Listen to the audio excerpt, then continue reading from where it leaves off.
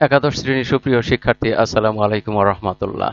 তোমাদের ইংলিশ বইয়ের unit 1 lesson 1 এর দ্য প্যারটস টেল, যা রবীন্দ্রনাথ ঠাকুরের বাংলা ছোট গল্প তোতা কাহিনী এর অবলম্বনে ইংরেজিতে অনুবাদকৃত, এর সপ্তম অংশের আলোচনায় সাদর আমন্ত্রণ। সপ্তম অংশ শুরু হয়েছে বইয়ের ৪র্থ পৃষ্ঠা থেকে।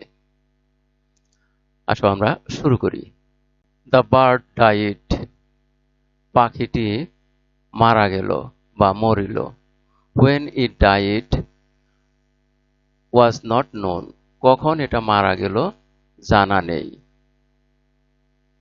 পাখিটি মরিল, কোন কালে যে কেউ তা ঠাহর করিতে পারে নাই। দ্য বার্ড ডাইড, পাখিটা মরল।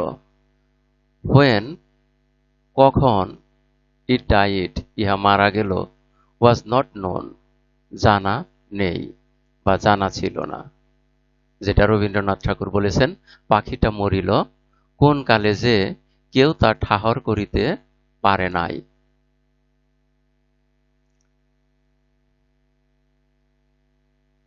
Thanks to the godforsaken detractors, the rumor went round, the bird is dead. নিন্দুক Lakshmi ছাড়া রটাইল, পাখি মরিয়াছে। রবীন্দ্রনাথ ঠাকুর এইভাবে লিখেছিলেন, আর এটার আক্ষরিক অর্থে যে ট্রান্সলেশন করা হয়েছে তা হলো, থ্যাঙ্কস টু দ্য গডফরসেকেন ডিট্রাক্টরস, নিন্দুকদের কল্যাণে, নিন্দুকের কল্যাণে, এখানে ডিট্রাক্টরস নিন্দুক, নিন্দুকের কল্যাণে দ্য রিউমার ওয়েন্ট রাউন্ড, গুজব রটিল, রিউমার গুজব, ওয়েন্ট রাউন্ড চারদিকে ছড়ালো। দ্য বার্ড ইজ ডেড, পাখি মরেছে বা পাখি মারা গেছে। The king called his nephew and said, what is this I hear. Rabindranath Thakur বলেছেন, ভাগিনাকে ডাকিয়া রাজা বলিলেন, ভাগিনা, এ কি কথা শুনি। The king called his nephew, রাজা তার ভাগিনাকে ডাকলেন, অ্যান্ড সেইড, এবং বললেন, হোয়াট ইজ দিস, এটা কি, আই হিয়ার, আমি শুনি, এটা আমি কি শুনি। Your majesty, the nephew replied, the bird's education has been completed.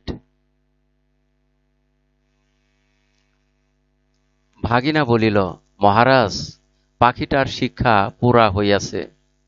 আক্ষরিক অর্থে এর অর্থ দাঁড়ায়, ইয়োর ম্যাজেস্টি, মহারাজ, দ্য নেফিউ রিপ্লাইড, ভাগিনা উত্তর দিল, দ্য বার্ডস এডুকেশন, পাখির শিক্ষা, হ্যাজ বিন কমপ্লিটেড, সম্পূর্ণ হয়েছে।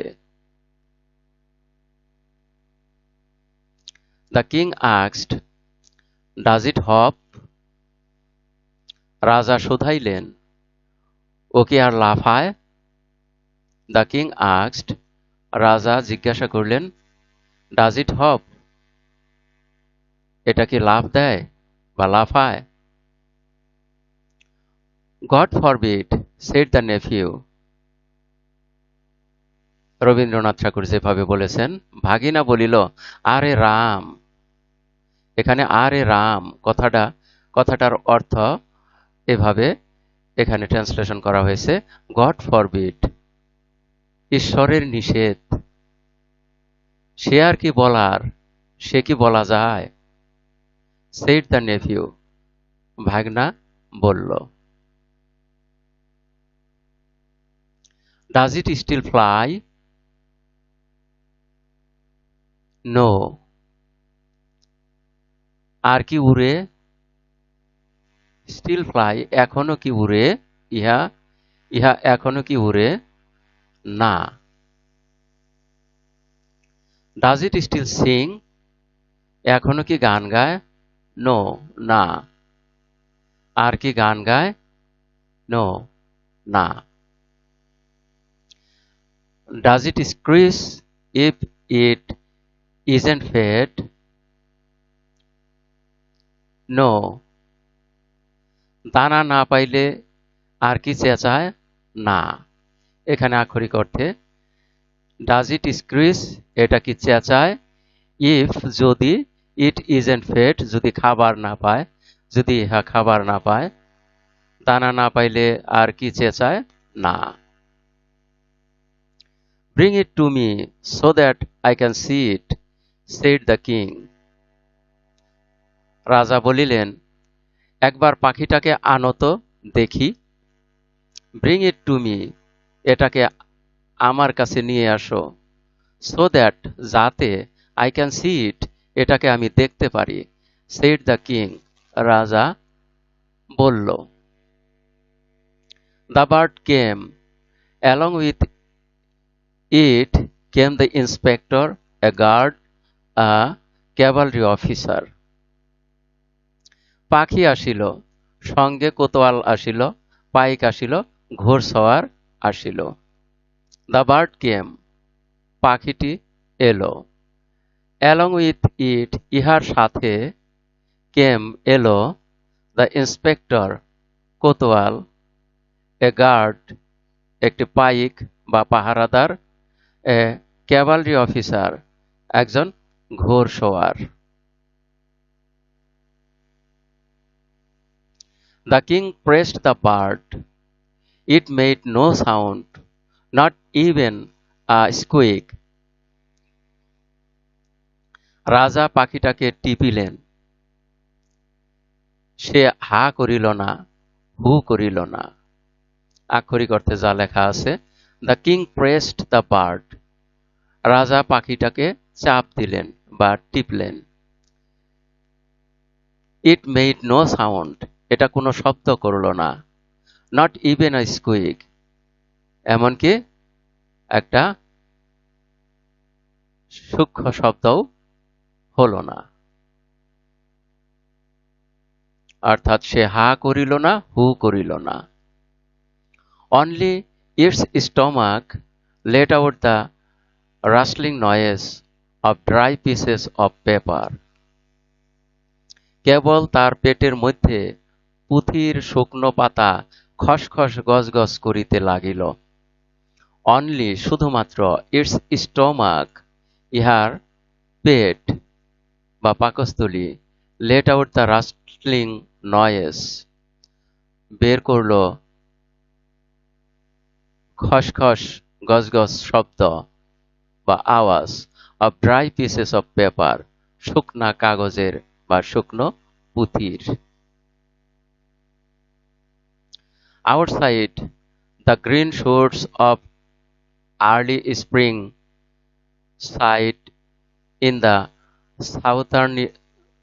southerly breeze, filling the sky above the budding forest trees with wistful melancholy, যার রবীন্দ্রনাথ ঠাকুর লিখেছেন। বাহিরে নববসন্তের দক্ষিণ হাওয়ায় কিশলয়গুলি দীর্ঘ নিঃশ্বাসে মুকুলিত বনের আকাশ আকুল করিয়া দিল।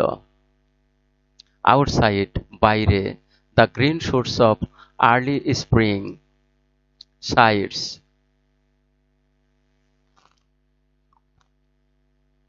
গ্রিন শিটস, গ্রিন শুটস, সবুজ ডগা বা কচি ডগা, অফ আর্লি স্প্রিং, নব বসন্তের বা বসন্তের শুরুর, সাইড, আকুল করল বা বিমোহিত করল। ইন দ্য সাউদারলি ব্রিজ, দক্ষিণ হাওয়াতে, ফিলিং, পূর্ণ করে, দ্য স্কাই, আকাশটি, অ্যাবাভ, উপরে, দ্য বাডিং ফরেস্ট ট্রিজ, মুকুলিত বনের গাছ, উইথ উইস্টফুল মিলানকলি, দীর্ঘ নিঃশ্বাসের সাথে, বা উইস্টফুল, বিষাদপূর্ণ, মিলানকলি, করুণ, আওয়াজে বা সুরে, এখানে দীর্ঘ নিঃশ্বাসে। উইস্টফুল, মিলানকলি, দীর্ঘ নিঃশ্বাসে। আর এখানে বলা হয়েছে কিশলয়গুলো, কিশলয় বলতে কচি ডগাগুলো, কচি পাতাগুলো। আর এর মধ্য দিয়ে এই পাঠের শেষ প্রান্তে এসে পড়েছি। এতক্ষণ ধৈর্য সহকারে সম্পূর্ণ ভিডিও দেখার জন্য তোমাদের সবাইকে জানাই অনেক অনেক ধন্যবাদ। সেই সাথে পরবর্তী ভিডিও দেখার আমন্ত্রণ রইল। Thank you very much for watching and keep watching for the next video. আসসালামু আলাইকুম ওয়া রাহমাতুল্লাহ।